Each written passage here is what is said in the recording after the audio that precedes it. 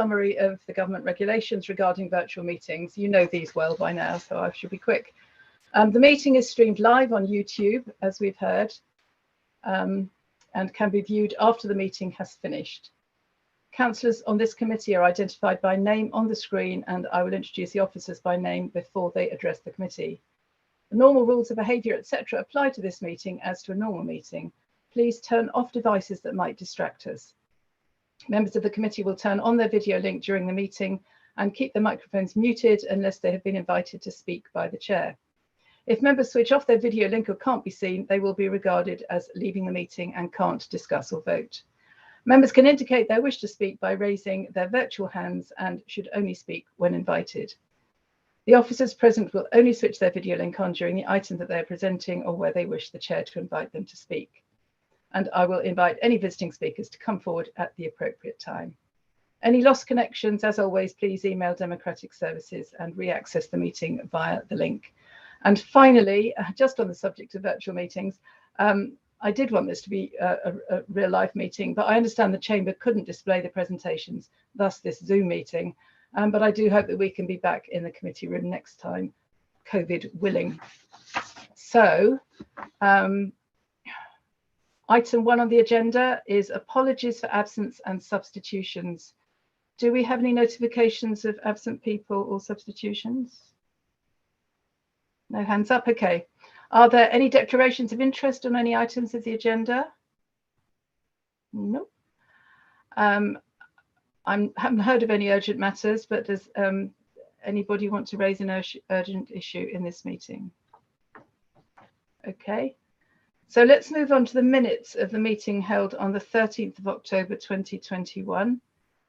Are we okay that this is an accurate record of the meeting? Councillor Compton-Burnett, you have a hand up. Yes, thank you. Please could we make sure that the final question of that meeting and the answer to the question are included in the minutes? They're not in the draft minute. So the final question was, I asked for assurance that urban and civics plans were based on an up-to-date water cycle study results. And David Ainsworth responded, yes, very much so. Oh, okay. Yes, I remember that question. Are we all happy to ask for that to be included in the minutes? A nod will do. Yeah. Okay. So can someone who was present at the meeting move that these minutes with the extra agreed addition are correct? Yeah. Thank you, Councillor James, and seconded. Thank you, Abigail. So that's agreed. Everyone agreed. Thank you. So we'll move on to our main agenda item, which is to receive an update on where we are with Manydown North and South. The update report is item 5 on the agenda, starting at page 11. So can I first invite Councillor Isaac to introduce the report? And as he does so, can you note also, obviously, that there'll be a presentation afterwards by Urban and Civic. Can I also ask the committee to note at this stage that at the end of the papers, there's a confidential report at Appendix 1. So when we ask questions and discuss anything that refers to this appendix, can you save it for when we go into private session at the end of the meeting? Okay, thank you. Back to Councillor Isaac's report. Thank you. Okay. Good evening, Councillor Taylor, and good evening, mock members. So my report starts really with the good news that the Section 106 agreement has been completed, and so consent has been granted, and we are now through the judicial review period. And it's just worth noting that the Section 106 provides for something in the order of £67 million in terms of infrastructure. And that will include education, off-site junction improvements, public rights of way, and walking and cycling improvements. The grant of the outline planning permission triggers the land drawdown process, and I'm sure we'll hear something about that in as far as these able to tell us from the Urban and Civic Development Manager. Preparations are ongoing for submission of site-wide strategies and frameworks, which cover the layout, land use, character, and appearance of what is proposed in the key phases. And we'll get an update on that from the development manager. I'm also looking forward, as I'm sure you are, to hearing about how thinking is going in relation to the countryside park at Manydown. We also will be hearing, I think, about where things are in terms of the finalisation of the overarching business plan by MDV LLP. And I think mock members will be invited to a confidential briefing on the overarching business plan and the phase 1 business plan in due course, so that we can hear your views. As far as MGC LLP is concerned, which is the company that comprises Hampshire County Council and Basingstoke and Deane County Council, who will be ultimately holding the land once it's drawn down, we have to produce an annual business plan and budget which reflects the MDV business plan. But because the MDV business plan is not yet approved, it's been necessary for us to extend the current MGC business plan. We hope that will be all resolved by June of this year.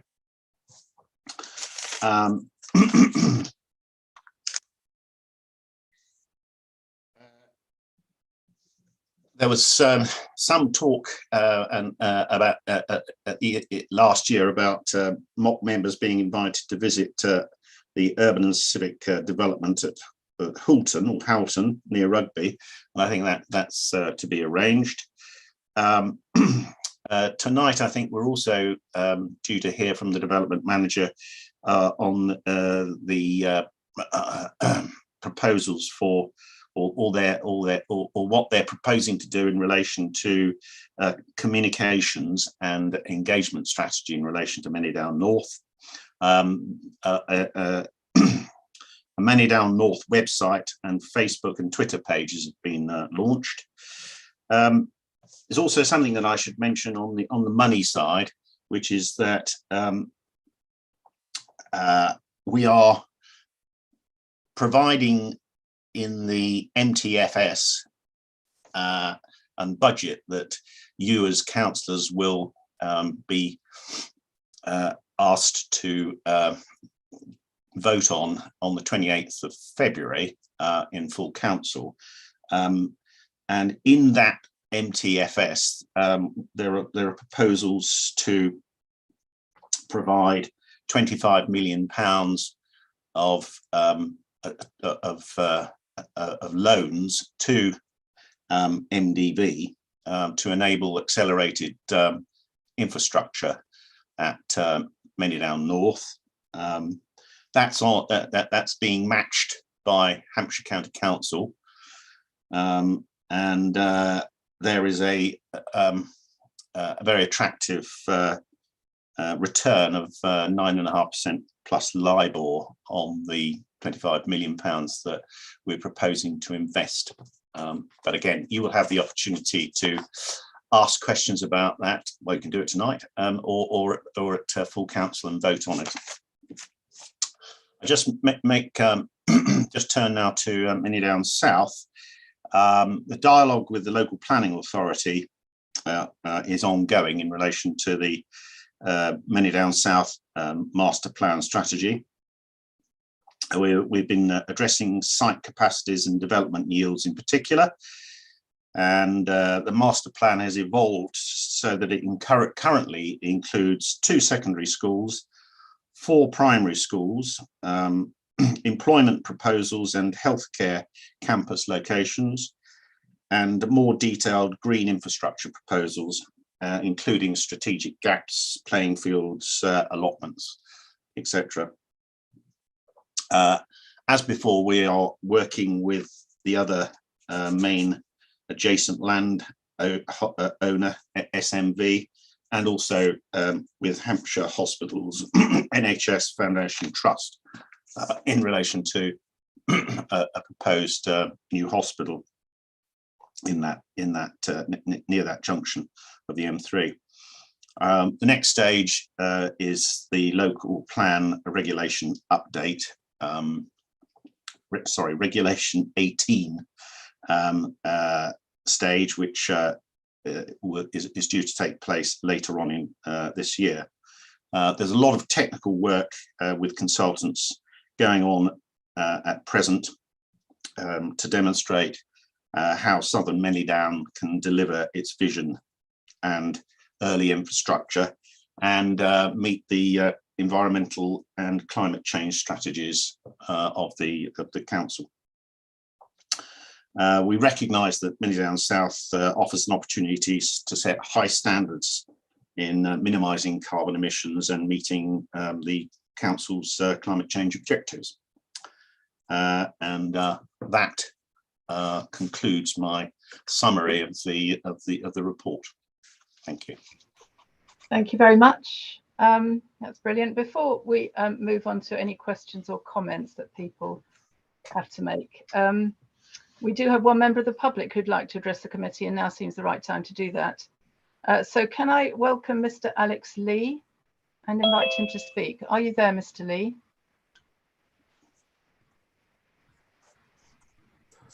Hello, Madam Chair. Can you hear me okay? I can indeed, yes. Welcome to you. You have 2 minutes to make your comments. Thank you, Madam Chair. I'd like to express my thanks to David Ainsworth and Rebecca Smith from Urban and Civic for hosting me and Councillor Freeman on Monday to discuss a variety of issues. I feel the discussions were good and raised some important concerns that may have previously been misunderstood, such as displaced traffic running through local roads.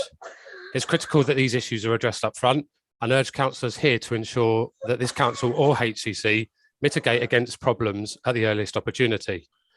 It is welcome that the Section 106 agreement has been finalised, but we shouldn't lose sight of where this has all begun and the information that has helped get us to this point. The CEMP put forward as part of the outline planning application stated that Roman Road would only be used until an on-site construction hall road is completed.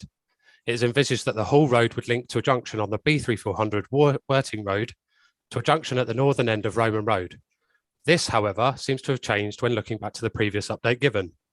I understand some of the reasons for why that may be, but we need to put into perspective the impact of decisions that affect how development is achieved versus the impact of those same decisions on the local community.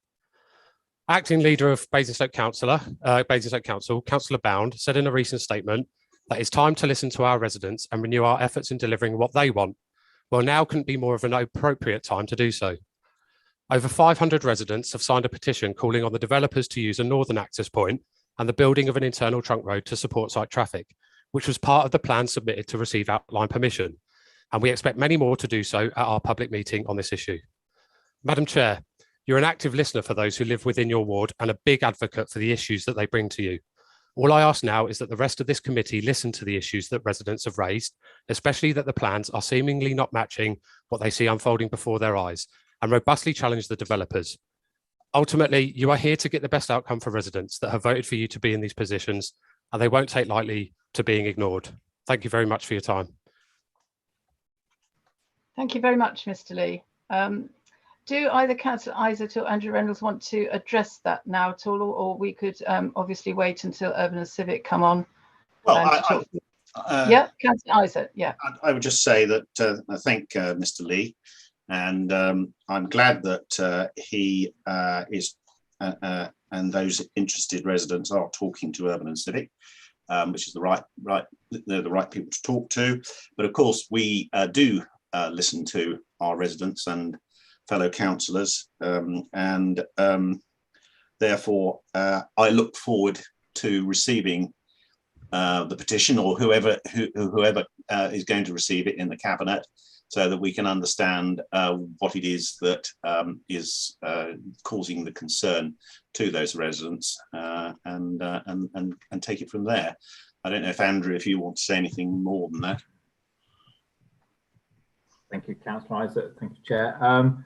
I would concur with the comments you made, Councillor Isaac. The importance that we continually listened to residents as a project team, and in the transition to urban and civic, they've taken this on as well. We do have a consent on the outline planning application which set out how we would deal with construction traffic at a high level, and urban and civic have been listening to residents and looking at the detail of this, which I know they're intending to have a public drop-in in due course to discuss this with residents. I'll leave it with them to announce that when they come online and discuss it at the presentation.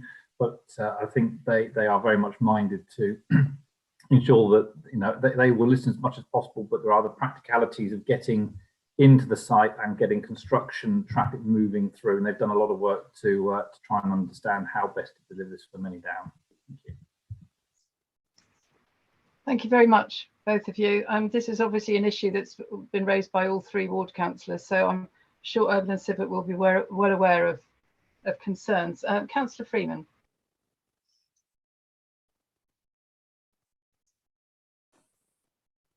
There we go. Good evening, committee, Madam Chair. I'd like to kind of agree with what Alex Lee has said.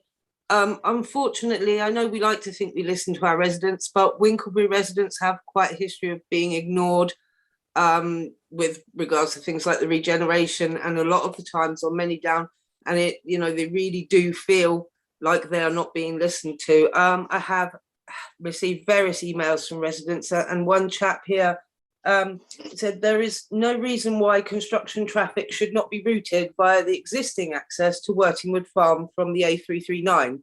The existing transport business based at Wortingwood Farm uses this access, and the construction vehicles for the archaeological and the site investigations at Manydown also use this access. The Rooksdown, he also points out that the Rooksdown Lane junction on the A339 was used by Earthline to import spoil the Weybrook Park golf course, I think it was 2015 to 2019, and it really didn't cause undue disruption to traffic flows on the A339. And if we've got an existing access road that's already used by heavy vehicles, it makes a lot of sense to carry on using that road for construction traffic rather than inconveniencing residents whose only way in and out of their homes is via Roman Road. There's places like Kenilworth Road, Wayside, where the only access to those houses is via Roman Road, and construction traffic up and down there is not a good idea. Plus, we see when we have roadworks at the bottom of Roman Road, you have traffic that will rat run through Tiverton Road or down Fursway and Elmwood. We are keen to not have this happen with Manydown, and the most sensible solution would be to route the construction traffic down the back road rather than along Roman Road. Thank you very much. I'm sure our colleagues at Urban and Civic are listening to all this. Councillor Dillo. Thank you, Madam Chair.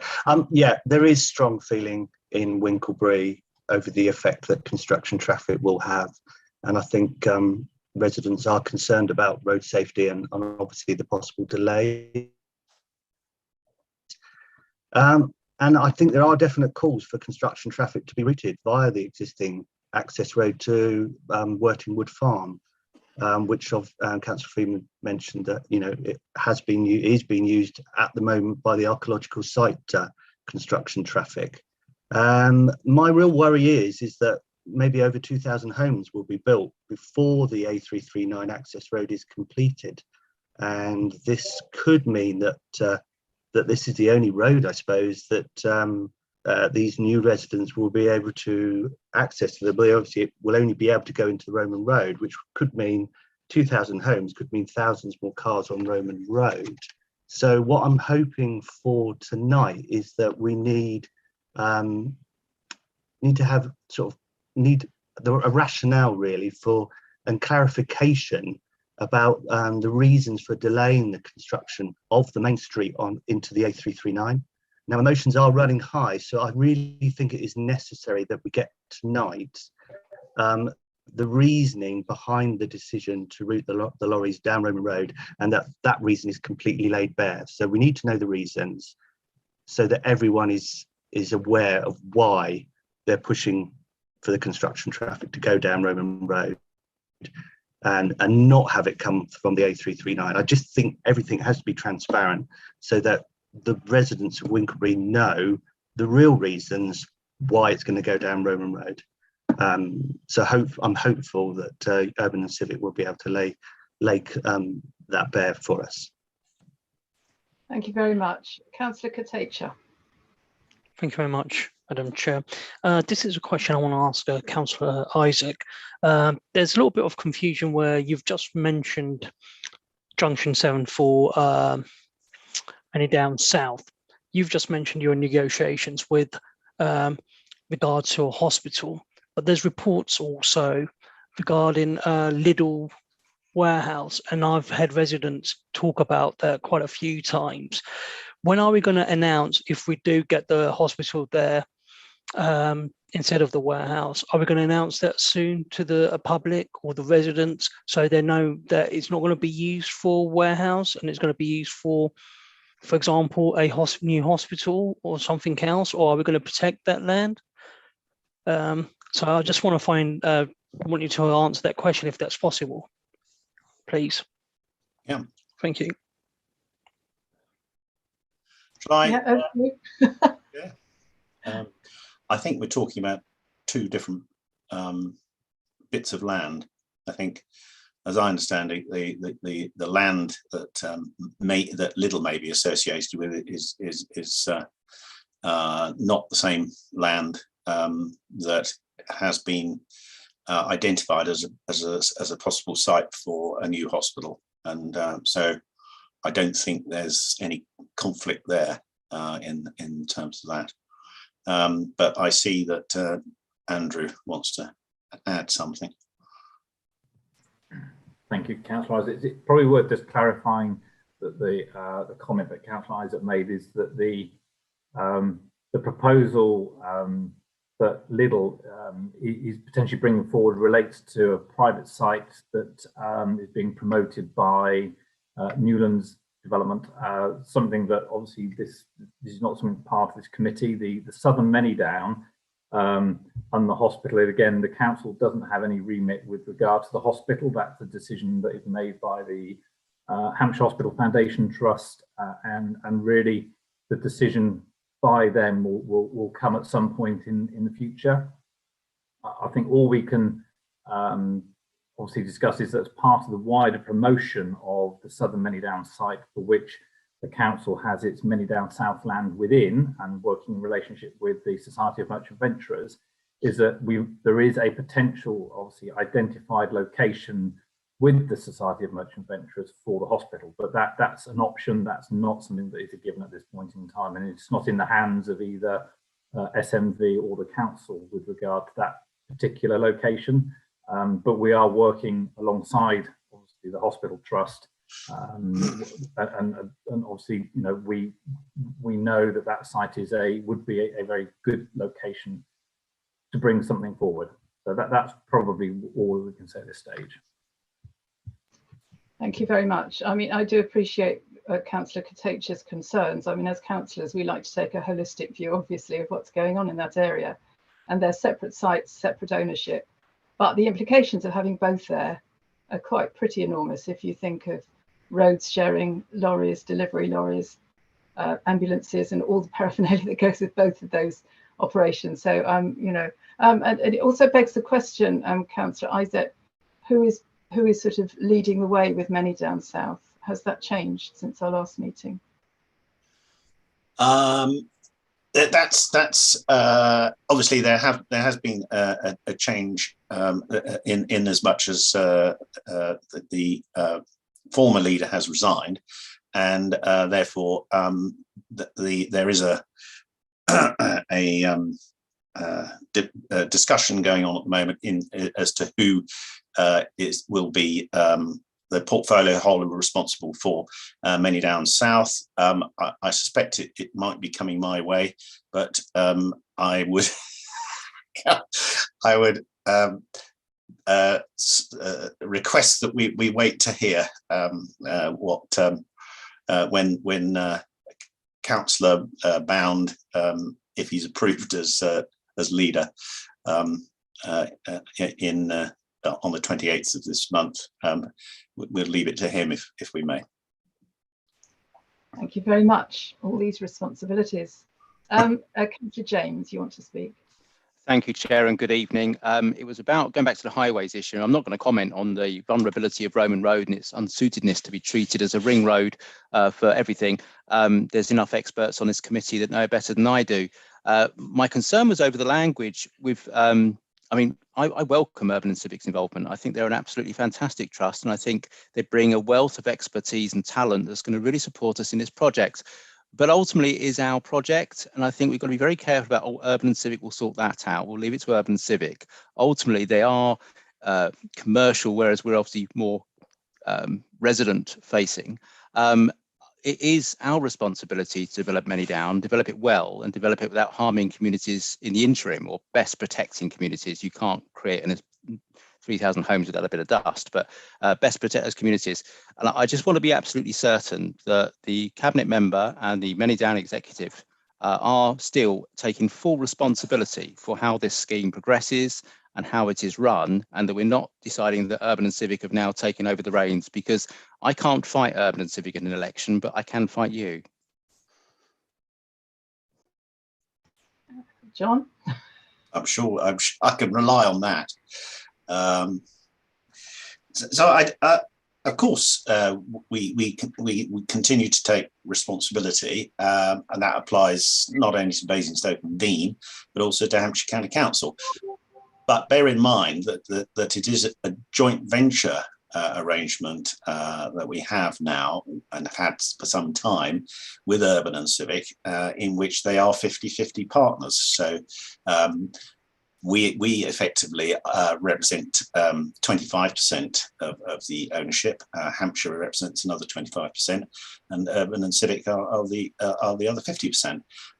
But there are provisions in there to ensure that we have to work in step. But it is not quite as you sort of seem to be indicating, Councillor James, so we will continue to take responsibility, obviously, and listen to the residents, and we will always express our views on behalf of residents in our dealings with Hampshire, and for that matter, Urban and Civic. Chairman, just a supplementary comment, possibly. That is, it's 25% Conservative Basingstoke and Dean Borough Council, 25% Hampshire County Council, and 50% Urban and Civic, selected by those two Conservative councils. So we're absolutely clear who is responsible if things aren't going as well as the residents of Winklebury want. That's all I want to make sure. Yes, but you did speak very highly of Urban and Civic. Yes, not of you, but of them, yes. So I assume that you support the approach that has been taken by the two councils, whether they're Conservative or not, in bringing in a very good partner to develop Manydown North. And so we would welcome your continued interest and support, Councillor James, in our endeavours, because clearly you are someone who's got a lot of experience and taken a lot of interest in Manydown North, and it would be good to have you continue alongside us.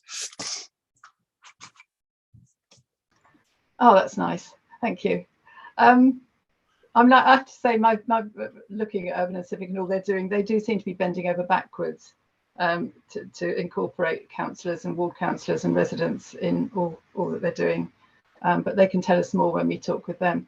Are there any other questions or comments for Councillor Isett or Andrew Reynolds before we move on to Urban and Civic?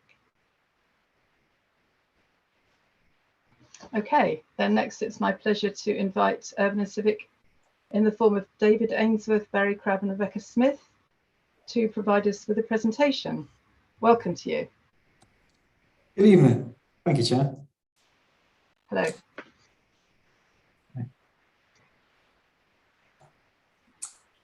Great. If I kick off, if that's okay. I should say, with it being half term here in London, I'm not joined by Richard Coppell as I normally am. But as you've just flagged, Chair, we have tonight with us Barry Crabb, who leads on all the project management aspects at Manydown. And we also have Rebecca Smith, who many of you will know, who leads on communications, communities and partnerships. I think perhaps before we get going, just a couple of things in response. It's a very pleased listening into the conversation ahead of this with some of the comments made about our efforts. And I'd also just echo Councillor Isaac in terms of the structure, in terms of it being a partnership. So this is how we view this. This is very much a collaboration between the councils, who collectively in one vehicle, and ourselves in another, the Wellcome Trust and Urban. So that actually comes to a point raised by Councillor Isaac earlier around the business plan. And I think that's one of the reasons why that document is so fundamental, because the business plans really capture the shared vision and plans for the delivery of the scheme. So I'm pleased to say that the draft overarching business plans now in place. The element to complete that piece of work is around the land drawdown. But the idea in terms of governance is that document is what really affects and controls the partnership. So it truly is hand in glove between us in terms of how we deliver this. So I'd like to think that all parties' views will be considered as we go forward. Moving on, just turning to the screen and what's in front of us here. What you can see here is a view of Manydown looking southwards. This is a view, I think, over the A339. And what you can see in the field here is the extent of trenching. This is the archaeological trenching, which has been underway now since September, and that's coming to a close in the next couple of weeks.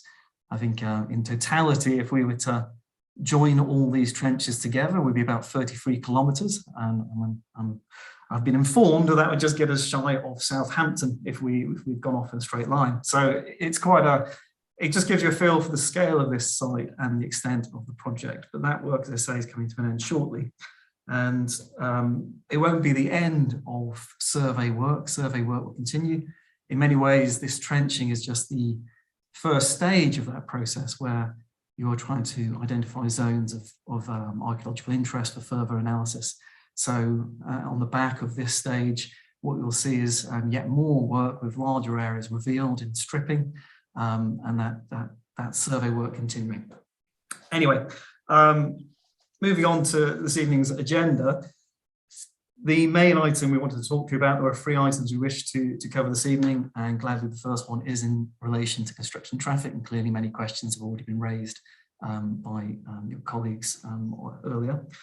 We will hope to answer as much as we can of the questions raised. We wanted to talk about the extent of the construction traffic, the constitution, the routes and approach, the management of it, and importantly, how it's managed to minimise the impacts on adjacent communities. We also take the opportunity to talk about planning, provide an update on where the planning is and what the strategy for planning will be further on after this stage. And then finally, Rebecca will talk around community and some of the activity which is ongoing at the moment. So if I leave that there, and so invite Barry, if you'd like to talk to this slide, introduce the construction traffic approach, which clearly is an important topic and one which we are spending quite a lot of time analysing, considering. Thanks, David, and good evening all. Yeah, this is, as David said, we've spent quite a lot of time and continue to spend time working through the options and considering the best construction strategy.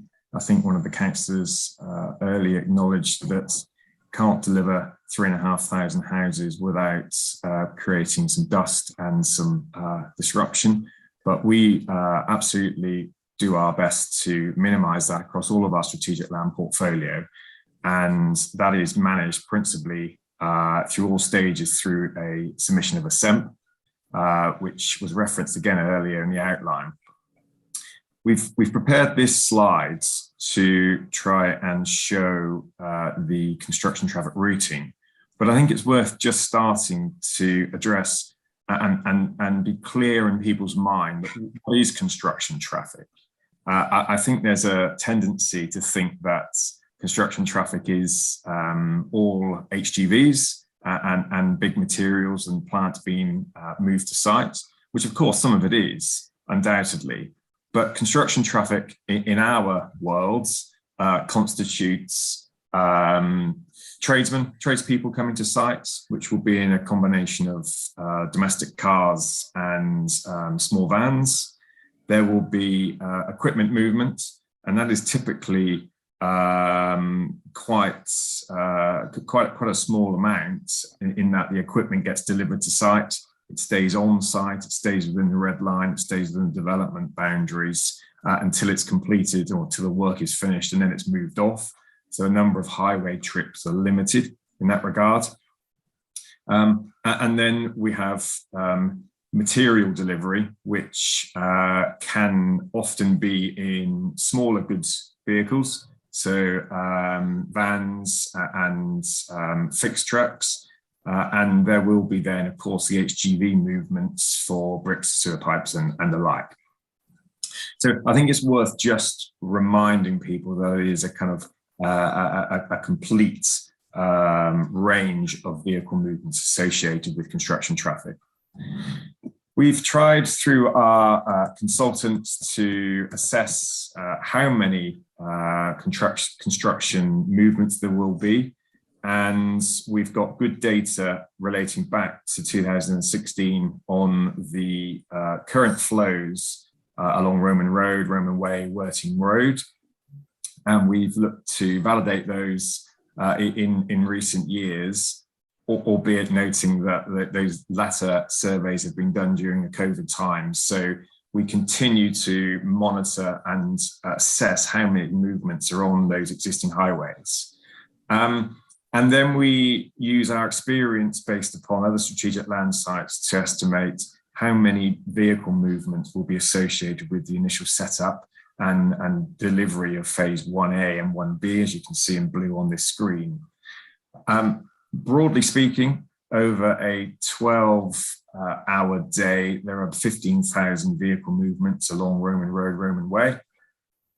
And our estimate of construction movements will be circa 200 vehicle movements in that same 12-hour period in any one day during that initial delivery in phase 1A and 1B setup and delivery. So as you can see, that is about one vehicle movement for every 60 on the existing traffic modelling, which is significant. Of course, it's significant, but again, should put it in context that it's less than 2% of the existing vehicle trips along that existing highways. When do we think the construction traffic will begin? As David said, we've got the archaeological works are ongoing and surveys will continue this year and into spring. We are working with Hampshire Highways to bring forward the permanent site access junctions, and we've got various 278 missions working in the background, which we hope to submit later in the spring, with a view of starting works on sites late summer. So I think in earnest, the construction traffic for those junctions will commence late summer, and that period will probably be for about 12 months whilst we are delivering those site access junctions. We are also working with Hampshire Highways to bring on some temporary site access junctions. Now, they will be dedicated for construction traffic, and we like to have kind of functional separation for our sites to keep construction traffic away from the main entrances and from the main sales corridor effectively. Now, that work is ongoing with Hampshire Highways, and as you can see on the plan on the screen, the large red areas to the north along the A339, both travelling in a westerly direction from Newbury and from an easterly direction, will be the main route for all the construction vehicles. We anticipate the majority of those will come from the M3 and travel along the northern ring road of Basingstoke into the A339 roundabout as is. We have looked at, and I think it was mentioned earlier, taking a dedicated access junction off the A339 coming into the site, which has posed a number of safety concerns in terms of the visibility, in terms of the flows, in terms of delays, and the safety aspect of that. We even went as far as looking at a left-in, left-out arrangement, but that was failing on the safety concerns.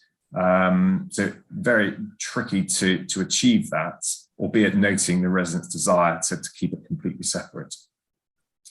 So I think the only solution is to use Roman Road and Roman Way, and to a lesser degree Worting Road in the first instance to serve the first key phase delivery. We are, as I said, working with Hampshire Highways to develop a temporary site access for construction vehicles. The exact location of that is unknown at present, but as indicated, 2 locations along Roman Road, we will try and bring in 2 separate site accesses, one on Roman Road, one on Roman Way, to get vehicles into the site as quickly as we can. Now, admit that won't be day one. There will be traffic using Roman Way and Worting Road, but subject to those discussions with Hampshire Highways, we'll bring those junctions on early in the development to bring construction traffic onto site as quickly as we can. Those. Barry, would you mind if I? Yeah, I of course. Interject for a moment. I just wanted to pick up a point you made earlier on, because it comes to why there's 2 access junctions on Roman Way and then one on Roman Road. I think it goes back to the partnership in its business plans electing to deploy a master developer approach, which has been used by Urban and Civic elsewhere. And as Barry mentioned quite rightly earlier on, this functional separation between development areas and the servicing of the site, which we do typically from behind the completed communities. So one of the key sort of master development moves, as it were, is to sort of ensure that the construction work and the construction traffic, particularly when it leaves the highway and enters into the, say, the muckier elements of the site, is functionally separated from the completed communities, be they existing communities or the communities we're creating. So one of the elements of this site is that we've got these 2 phases, phase 1A and phase 1B, and because they will essentially cross from Rome Road to the Countryside Park, they will act as an impediment to transport moving along.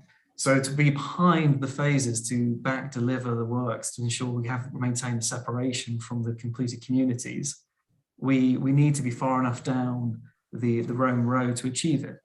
So that is why one of the reasons for having several accesses on this process, and why having one simply out to the northern end doesn't enable us to achieve that back working solution. Sorry, Barry, I just wanted to be clear.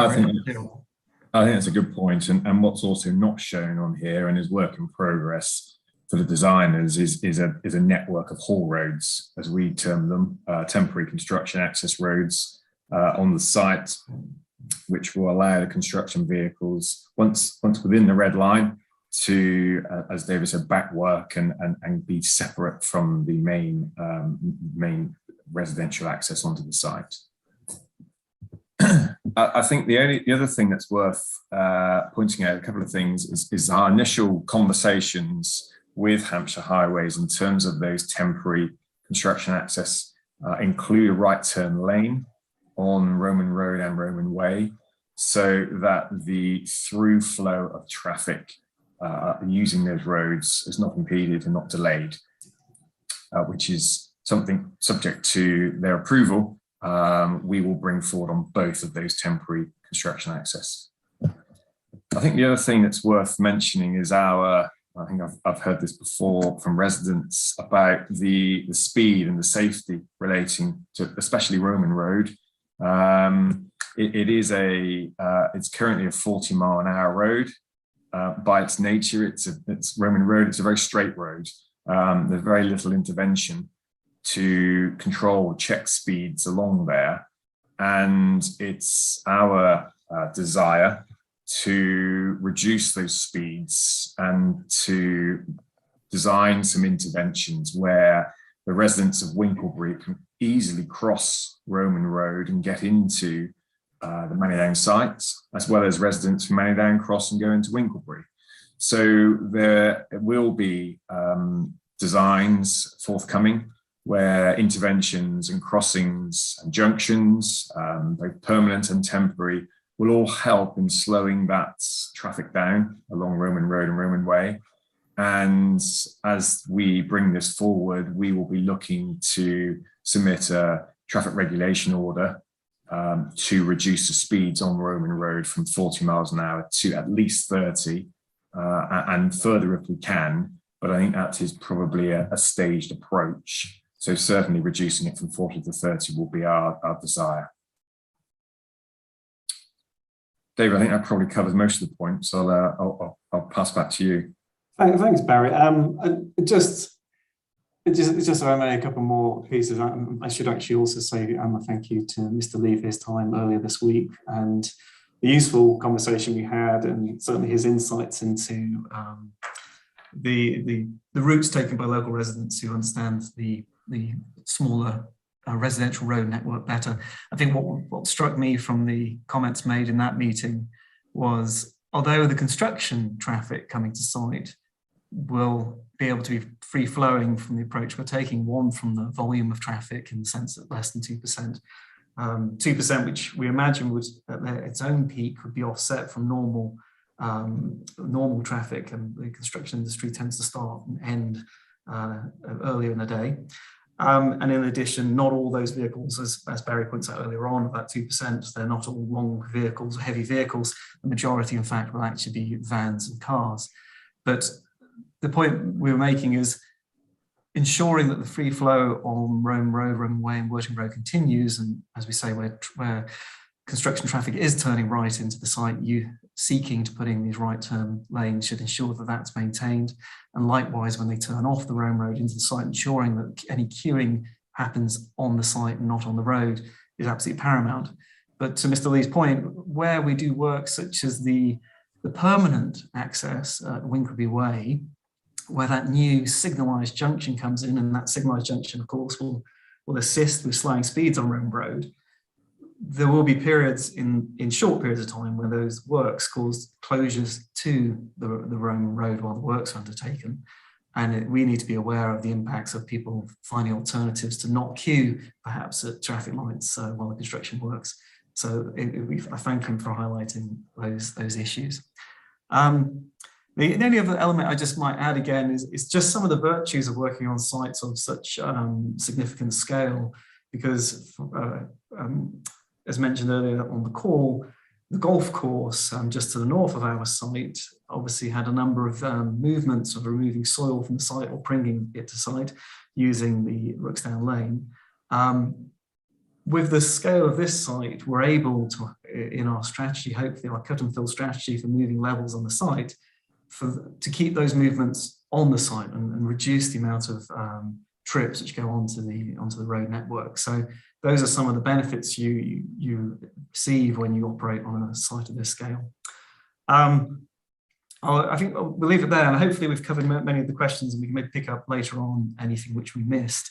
If we move on to the next area, next slide, we wanted to provide an update on planning, and as Councillor Isaac's already flagged earlier on, it's positive news in the sense that in December, the negotiations over the Section 106 and the conditions which tie into it were completed, and the agreement was signed.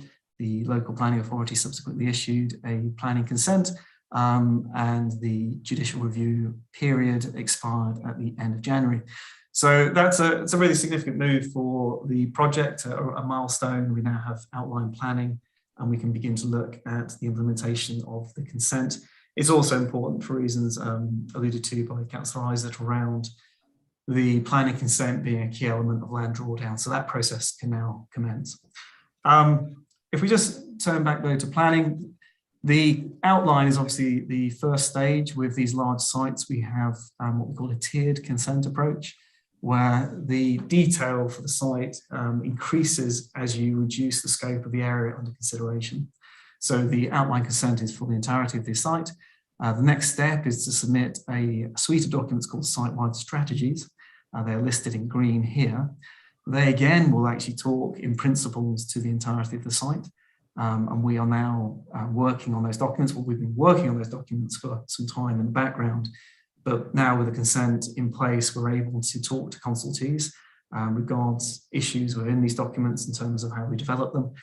So that those conversations are now beginning. I'm hoping to get those documents agreed in relatively short order. The next steps after site-wide is to then establish a phase to define those phase 1A and phase 1B, and to produce more detailed information about how those phases will come forward, and that's set out in the blue section. And then with the approval of the phase, subsequently, each individual parcel or elements, whether that be for the grey infrastructure of roads, green infrastructure of the multifunctional green spaces and the parks, or whether that be housing parcels or another element of development, those parcels will come forward as reserved matters where the absolute detail can be established. So that tier process is what we now enter into, as I say, with ever more detail as it becomes known and understood as you progress through it. I think just think on the site-wide, one element I did wish just to cover off is one of the key documents amongst the site-wide strategies is, of course, in relation to the Countryside Park. Now, the Countryside Park has a specific document called the Country Park Development Brief. That brief is really an opportunity for us to cement the principles and the vision which the partnership has established for Manydown. So the park itself is very much an ecologically led item in our minds, that yes, the park needs to fulfill a number of purposes, but one of them is ensuring that the ecology across Manydown is improved, while also balancing the ability for the amenity, a place for people to enjoy and go to, working at the same time with nature to ensure that the species and the biodiversity are protected and enhanced. So that document, once it's completed, is something which we can come back and share far more information, because I know that many people are interested in the design for the park, but I wanted to flag that. It will not only be the vision, it will also set out some of the detail around management and the delivery and the phasing and other elements. So that will come forward in due course, and we'll talk a lot more about that as that document develops. I think that's what covers on planning for now. If I pass over to Rebecca, you can give a quick update on community and communications. Thank you, David. Good evening, everyone. So really, this is just to confirm a lot of the information that we've talked about already around the regular meetings that we've been attending with both local community groups and parish council. And we have another run of those coming up in March before our own drop-in session on the 17th of March, which we will share more information on both on our website and social media channels, as well as issuing a press release, so to make sure that everyone is aware of what we're doing. In line with that sharing of information, we have a 12-page newsletter going out to 15,000 homes before PERDA, so distributed in March. And that really is a chance for us to introduce this next phase of the project, confirm the partnership, urban and civic's role within it, and really help to explain the master developer approach. Because obviously, if you don't work in this area, you may never have heard of that phrase before. So just really hoping that will give us it does give us a chance to inform people of the work that's been going on. We've touched on the archaeology and the ecology, so we cover that off, and we then introduce a new map of the site, which gives people a really good way to understand exactly where Manydown is, the size of the Countryside Park. It reiterates all of the community infrastructure that comes alongside a development of this size.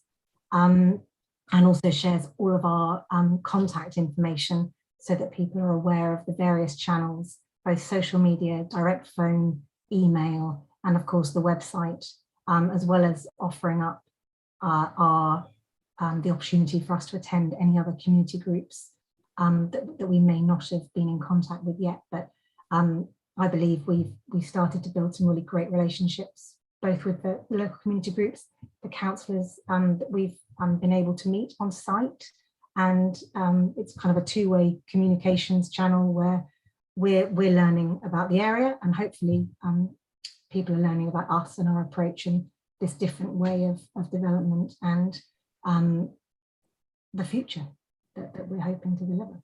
So I think that covers it. That covers off the communications that we've got. Thanks, Rebecca.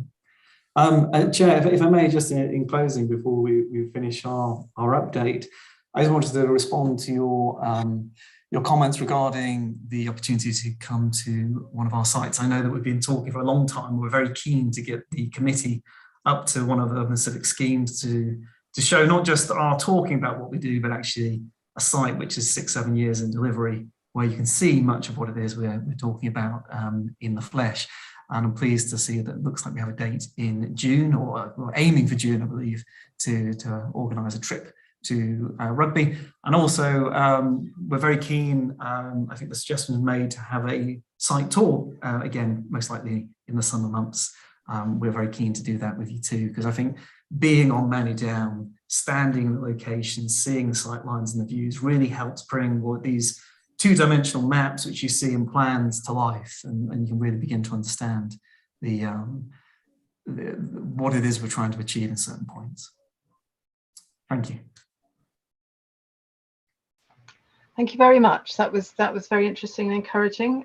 Yes, to a site visit. It's wonderful to visit the site and just get a feel for how it's laid out and just the size of the country park. You know, it's so as soon as the weather permits. Well, we're quite hardy actually. We can do it before the summer.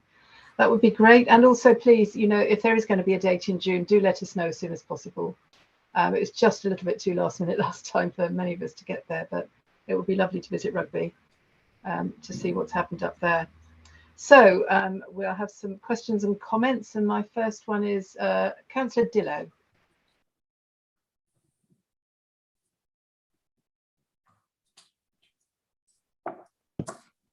There we go. Can you hear me?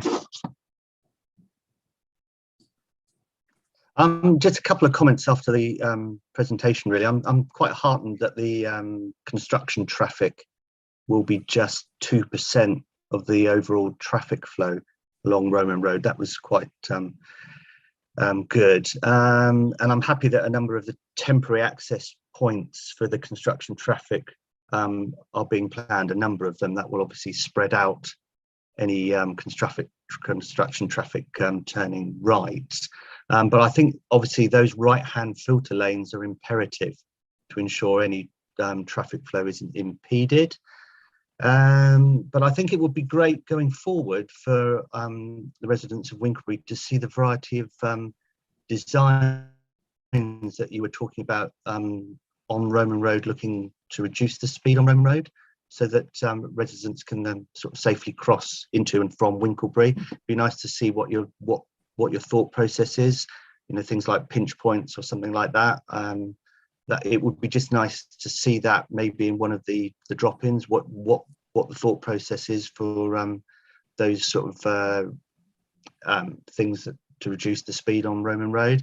And obviously I'm very pleased to hear that Urban and Civic will be looking to work with Hampshire County Council in reducing the speeds on Roman Road down to at least 30 miles per hour, because that can only be a good thing. Thank you, Chair. Can I just respond to that? Yes, please do. Thank you. That work on Roman Road and design is in its infancy, but absolutely rest assured that when we've worked that through, then we will engage with the residents of Winklebury, because we see that as a really important element. This is not all about the residents of or the future residents of Manydown. we genuinely want to get those links across Roman Road for the benefit of both Manydown and for Winklebury. And we see that as a really important part of the design. And don't read into the fact that the design is in its infancy as being something that we don't regard as important. It's just that there's lots of things to get going here, but we absolutely want to get that right and bring that forward early as well. What I want to just add to that, Barry, in response to Councillor Dillo, is it is worth remembering that the Manydown is a scheme which will be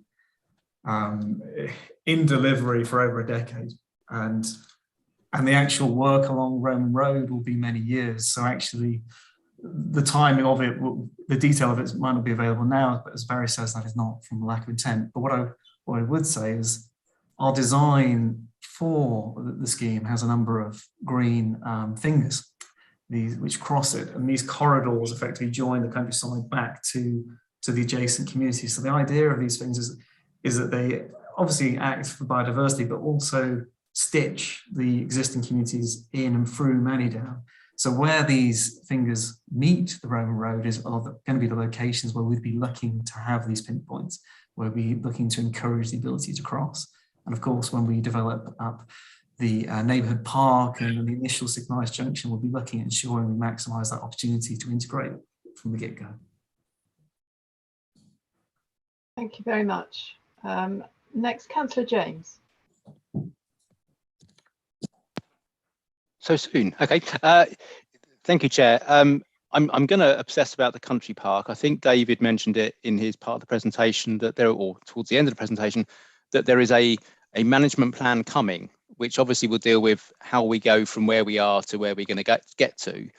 And I wanted to clarification or affirmation that it also included how it's going to be managed thereon, because obviously the leisure park isn't about this development, it's about what's it going to look like in 30, 40 years' time. I've just been reading Hampshire County Council budget papers, and their budget for country parks is pretty much zero. They've got to wipe their own face, fund themselves somehow. Quite sure how that happens, probably parking fees. But I want to make sure there's a robust conversation with Hampshire County Council, and whatever we put in the leisure park is something, a country park is something that is manageable, sustainable, and not going to be a very big cost problem in years to come when someone says, well, what we could do is get rid of 25% of it, develop it, and use that to fund the improvements to the rest of it. It's going to be sustainable forever and ever, and we're not leaving out the next generation a big problem. And the other thing is the school sites, the secondary school site, I totally get if we're not going to build a secondary school on day one because there isn't enough children to populate it. But again, that same fear of we won't build a secondary school right now because we don't need it. Then Manydown South comes along. We build one on Manydown South because that's where the need is most. And then we get rid of the site because someone sees cash symbols in their eyes and thinks, well, we could turn that into money by developing it. So is there a management plan for what happens to the education site? And I call it that because, do you know what? If we get in secondary schools in South Manydown, there's only 2 colleges in Basingstoke. It might be, and they're both kind of landlocked. They can't expand. In fact, one keeps shrinking to build houses. So maybe, is there a way that we can secure that land forever as education land, that it cannot be developed? And I know it's really hard to develop these things. You can't tie the hands. I think Fort Hill's actually got it, can't be developed, but it's, there we are. But some way of protecting it so it's not, later on someone says, do you know what, we can slip a couple of 100 houses on there and make some money. That it is for educational purposes, whether that's a secondary school, an all through school, potentially a sixth form or a college of some description. And in the meantime, it's maintained as open space for the community to enjoy rather than at constant risk of being developed.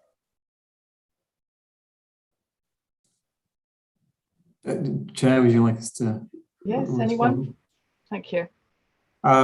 If I can start, Councillor James, in response to the park first, the management. Perhaps it'd be helpful if we just talked about some of the work which we've been doing already in the background.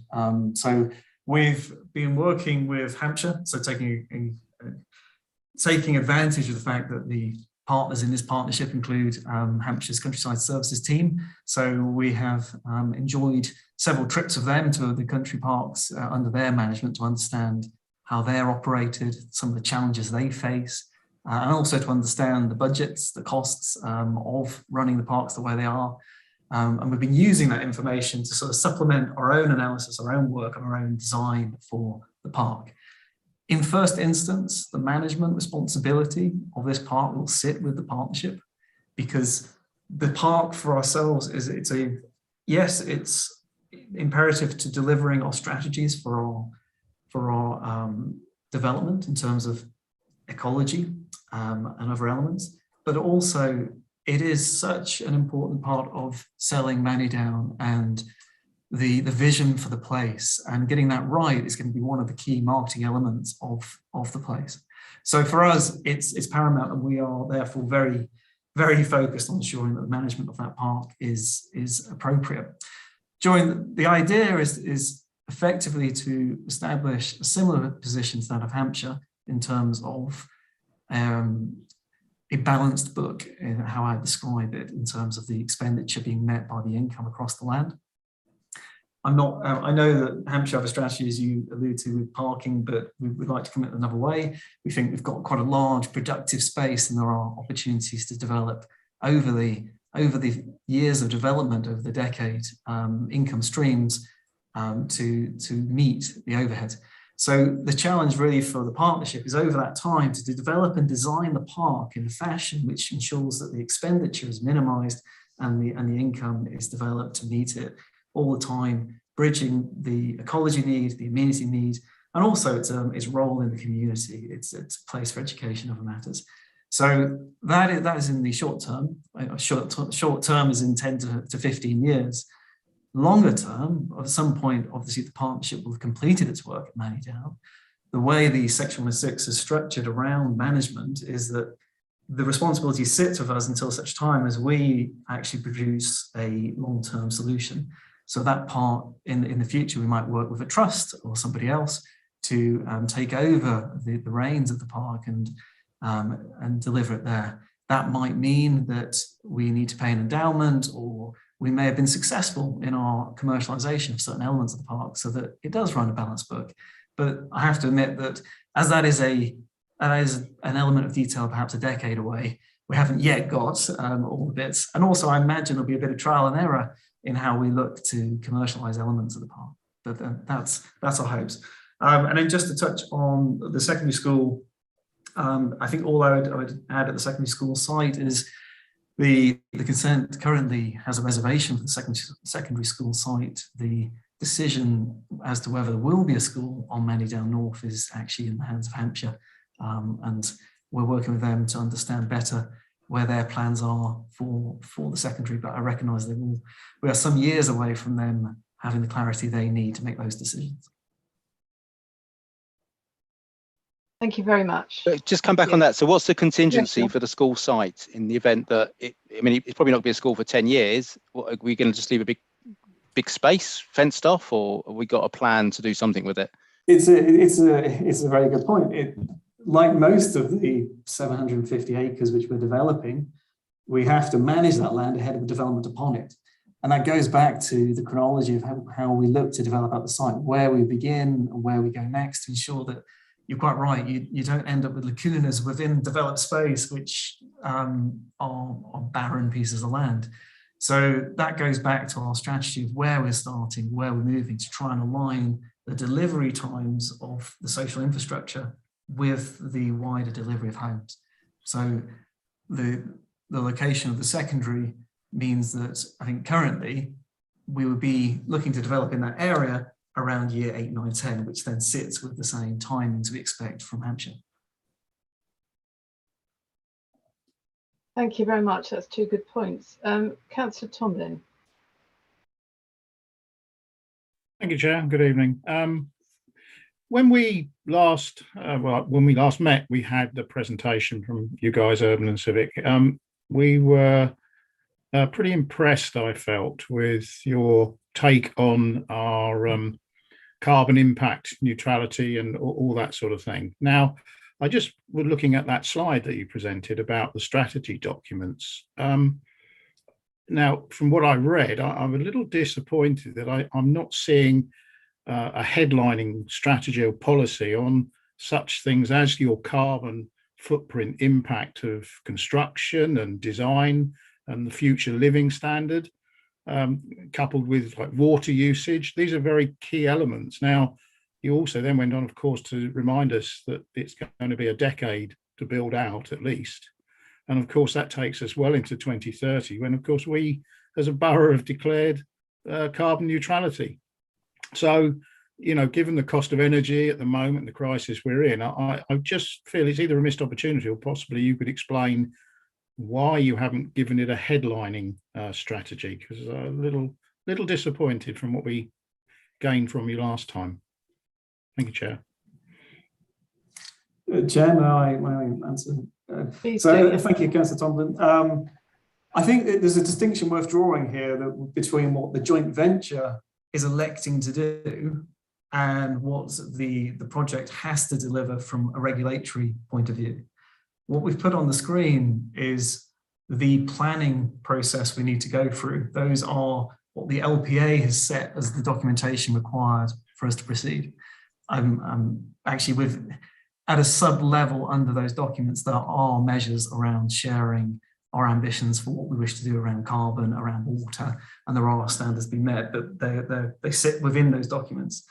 But coming back to the main point, what we presented around what the business plan, what we as a partnership are aspiring to do, is very much our own self-election. It's what we have decided is right to do at Manydown, and not necessarily what we have to do.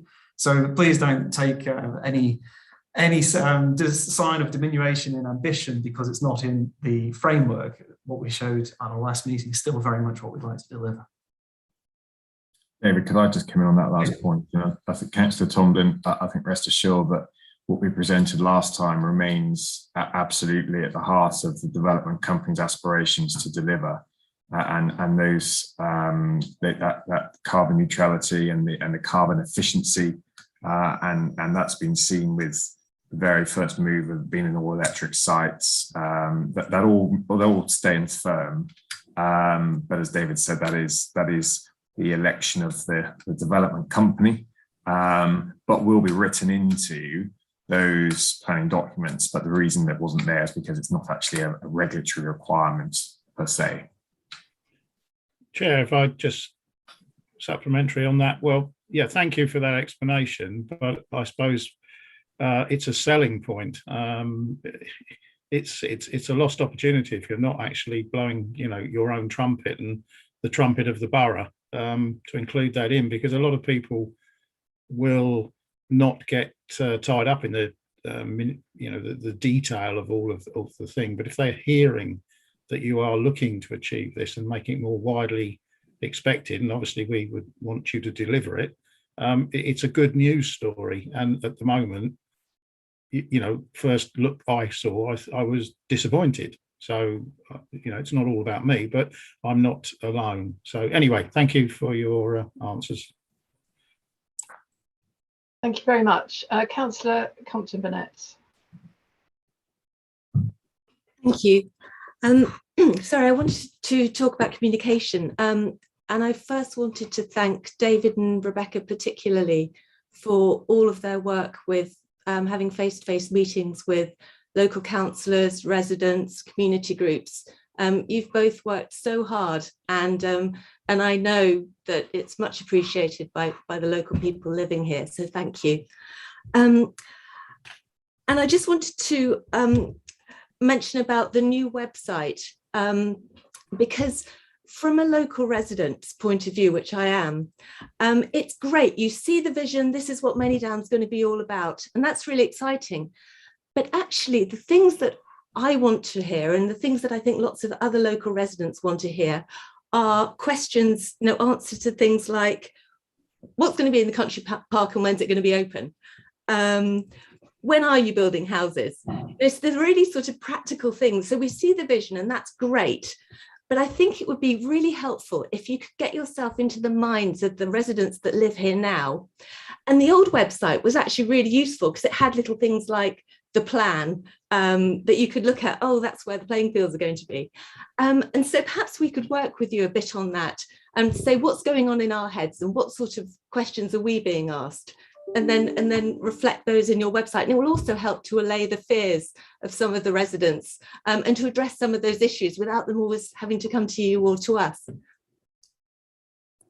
I take that one, David.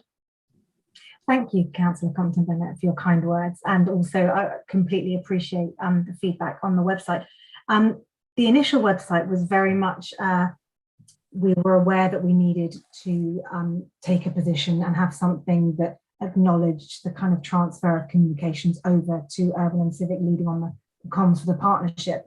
And I hope that the content of the newsletter, which will be replicated on the website, will answer many of those concerns, including a map and a timeline, in as much as we can share that information without a crystal ball, because a lot of the delivery is linked to the occupation of homes, and we can't, without a start date, we're unable to give an actual date timescale, but we hope that it will answer some of the questions around, you know, actually what do you mean by master developer, what is infrastructure-led delivery, and kind of unravel a lot of the language that we may use in development that isn't used in every day.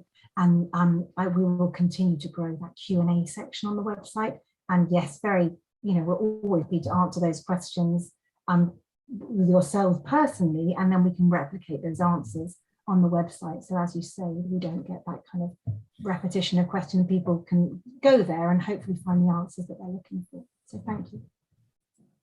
And I'd also say, Councillor Compton, for that, we would absolutely welcome observations, other questions, always keen. But my other observation would be that the level of content on this website and our ability to speak to the detail is going to increase at quite a gradient over the coming months.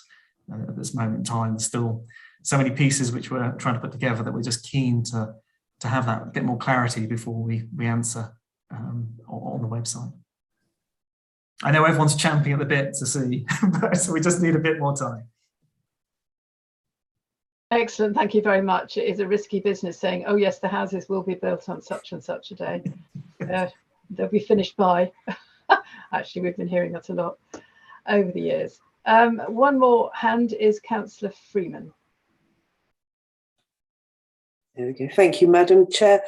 First, I would like to echo the sentiments of other councillors. I must admit that in my dealings with Urban and Civic, it's been very, very positive. It was lovely to meet David and Rebecca on Monday with Alex Lee.